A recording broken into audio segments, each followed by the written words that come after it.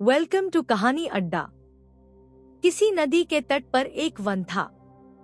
उस वन में एक बंदर निवास करता था जो वन के फल आदि खाकर अपना निर्वाह करता था। नदी में एक टापू भी था और टापू और तट के बीच में एक बड़ी सी चट्टान भी थी।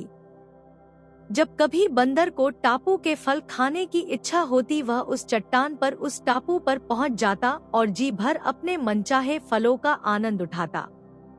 उसी नदी में घड़ियालों का एक जोड़ी भी रहती थी।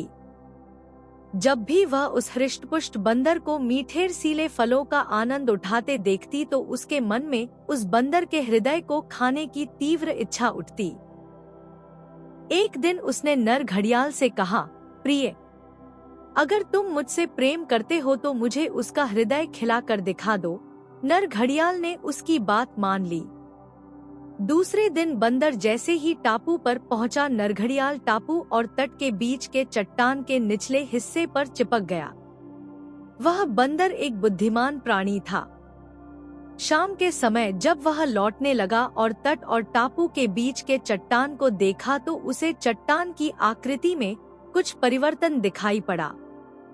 उसने तत्काल समझ लिया कि जरूर कुछ गड़बड़ी है।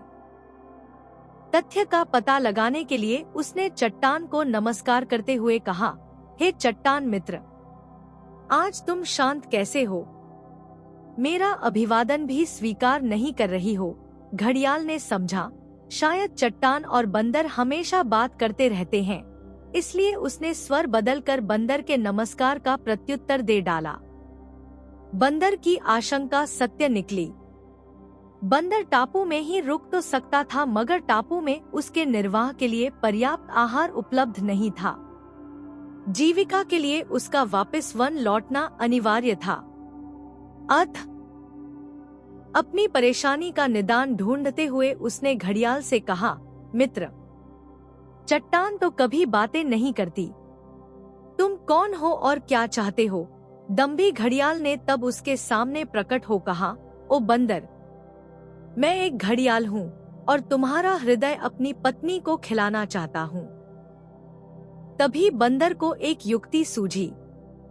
उसने कहा, हे घड़ियाल, बस इतनी सी बात है तो तुम तत्काल अपनी मुख खोल दो।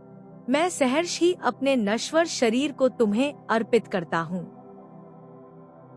बंदर ने ऐसा इसलिए कहा कि वह जानता था कि जब घड़ियाल मुख खोलते हैं तो उनकी आंखें बंद हो जाती हैं। फिर जैसे ही घड़ियाल ने अपना मुख खोला, बंदर ने तेजी से एक छलांग उसके सिर पर मारी और दूसरी छलांग में नदी के तट पर जा पहुंचा।